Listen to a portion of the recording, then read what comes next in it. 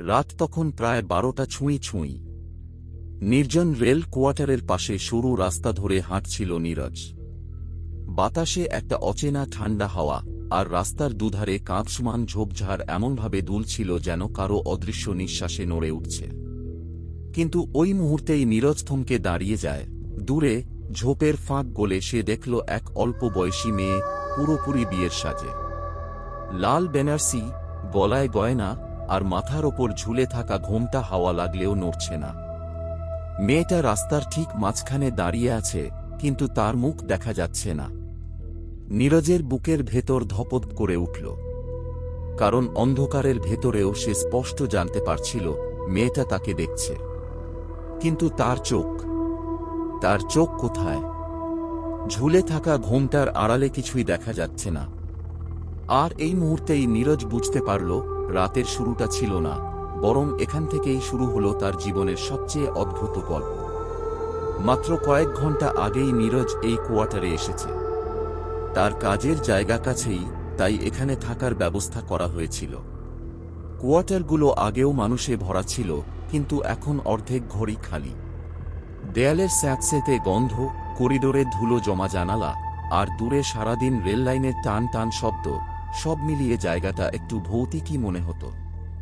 কিন্তু নীরজ এসব পাত্তা দেয়নি। সে অভ্যাস করেই ফেলেছে একা থাকা, একা কাজ করা, নিজের মতো বাঁচা।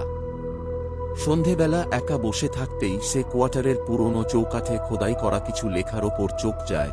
1986। সে ফিরে আসে, বাকিটা মুছে গেছে। তখন সে গুরুত্ব দেয়নি, ভেবেছিল আগের কোনো বাসিন্দার দুষ্টুমি। কিন্তু এখন সেই রাতের রাস্তার মাঝে বধূ সাজে দাঁড়িয়ে থাকা মেয়েটাকে দেখে তার মনে হচ্ছিল এই লেখার সাথে এই মেয়েটার, কিংবা তার গল্পের, কোনো না কোনো সম্পর্ক আছে। মেয়েটা ধীরে ধীরে পিছন ফিরল। ঘোমটার আড়ালে তার মুখ দেখা যায়নি, কিন্তু তার বেনারসির কিনারায় যেন অদ্ভুতভাবে শুকনো মাটির কালো দাগ লেগে আছে, ঠিক যেন কেউ তাকে মাটির ভেতর থেকে টেনে তুলেছে। নীরজের হাত পা ভারী হয়ে আসছিল, 1 ইঞ্চও নড়তে পারছিল না। বাতাস হঠাৎ থমকে গেল। চারপাশের সব শব্দ বন্ধ হয়ে গেল। একমাত্র শোনা যাচ্ছিল তার নিজের নিঃশ্বাসের কম্পন।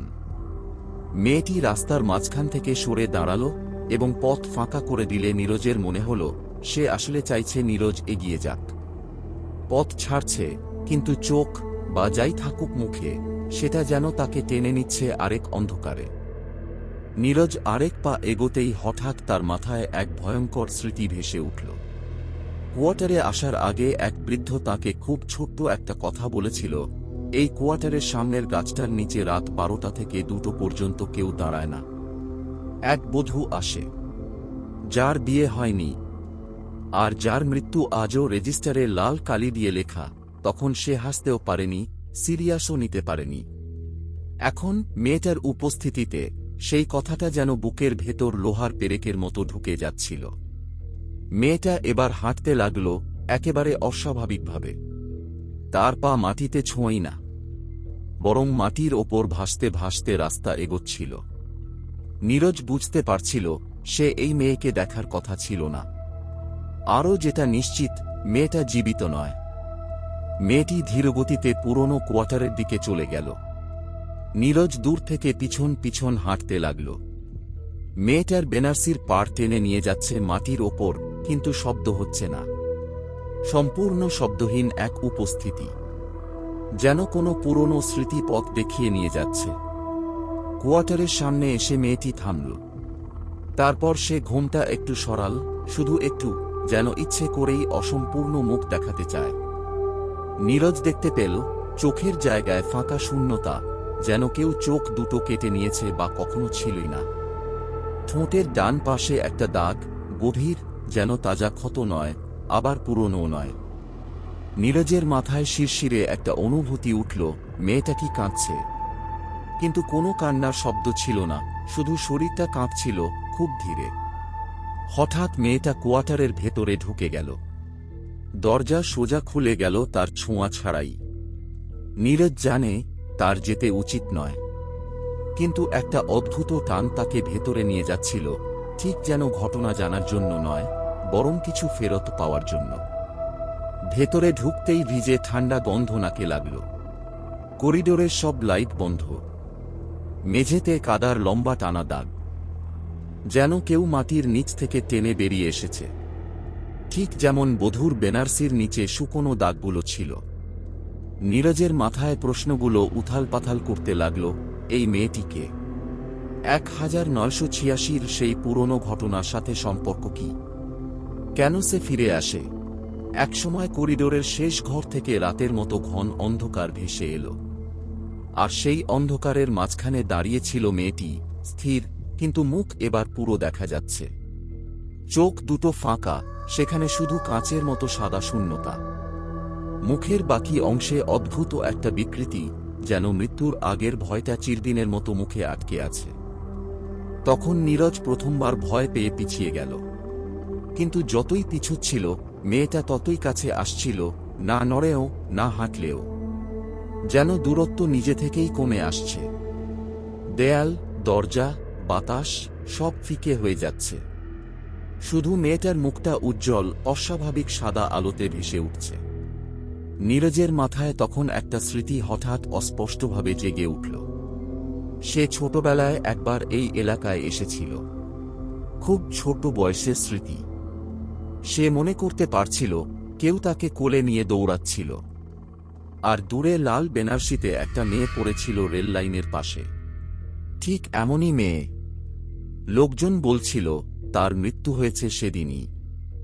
বিয়ে করতে যাচ্ছিল, ট্রেন ধরার আগেই তাকে কেউ ঠেলে ফেলে দিয়েছিল লাইনে, আর সে বাঁচেনি। স্যাঁতস্যাঁতে দেয়ালের ভেতর দিয়ে নীরজের বুক কেঁপে উঠল। সে যেই দৌড়ের স্মৃতি দেখেছিল, সেটা তার বাবা। আর যে মেয়েটিকে মৃত অবস্থায় দেখেছিল, সেই কি এই বধূ? মেয়েটা এবার এক পা নীরজের দিকে এগোল, কিন্তু পায়ের শব্দ নেই, বরং মেঝে ভিজে উঠল কাদা জলে। নীরজের মনে এলো, তার বাবা কি এই ঘটনার সাথে যুক্ত ছিল? যদি ছিল, তবে মেয়েটা তার কাছে কেন এসেছে? ঘরের ভেতর অস্বাভাবিক ঠান্ডা জমে উঠছিল। নীরজের শ্বাস ঠান্ডা ধোঁয়ার মতো বের হচ্ছিল। মেয়েটার মুখ আরো পরিষ্কার হচ্ছিল। আর তখন তার ঘোমটার নিচ থেকে একটা সোনার চুড়ি মাটিতে পড়ে গেল। নীরজ তাকাতেই বুঝল, এই চুড়িটা সে আগে দেখেছে। তার মা সেটা বহু বছর ধরে একটা বাক্সে রেখে দিয়েছিলেন, কখনো খুলতেন না। বলতেন, তোর বাবার পুরনো ভুলের স্মৃতি। নীরজের বুক ভেঙে পড়ল। মেয়েটা ফিরে এসেছে প্রতিশোধ নিতে নয়, বরং সত্যিটা দেখাতে। 1986 সালে যেদিন মারা গিয়েছিল মেয়েটা, সেদিন তার বাবা একমাত্র সাক্ষী ছিল, কিন্তু সত্যিটা ভয়ে লুকিয়ে রেখেছিল। আর সেই থেকে মেয়েটার আত্মা আটকে আছে এখানে, অসমাপ্ত ভাগ্যের মতো। মেয়েটা ধীরে ধীরে ঘোমটা তুলল। মুখ এবার পুরো পরিষ্কার। চোখের ফাঁকা জায়গায় ভেসে উঠছে অদ্ভুত শান্ত এক অনুভূতি, যেন সে বলতে চাইছে, অনেক অপেক্ষা করেছি, এখন জানুক কেউ আমার সত্যি। মেয়েটা নীরজের সামনে এসে থেমে দাঁড়াল। তারপর তার সাদা ঠান্ডা হাত হালকা করে নীরজের কাঁধ ছুঁল। স্পর্শটা একদম বরফের মতো, কিন্তু ভয় নয়, একটা ভারমুক্তির মতো অনুভূতি। সে মুহূর্তে নীরজ বুঝল, মেয়েটা এই কোয়ার্টারে আটকে থাকেনি প্রতিশোধের জন্য, বরং কারো দ্বারা দেখা না হওয়া গল্পটা প্রকাশ করতে চেয়েছিল। মেয়েটা ধীরে ধীরে পেছনে সরে গেল। তার শরীর ম্লান হতে লাগল, ঠিক যেন কুয়াশায় মিশে যাচ্ছে। কিন্তু যাওয়ার আগ মুহূর্তে সে ঘোমটা নামিয়ে দিল, এবার শেষবারের মতো। তার মুখে আর কোনো বিকৃতি নেই, শুধু শান্তি, খুব পুরনো, খুব গভীর শান্তি। ঘরটা আবার ফাঁকা হয়ে গেল। নীরজ স্থির দাঁড়িয়েছিল, নিজের শ্বাসের শব্দ শুনতে পাচ্ছিল না।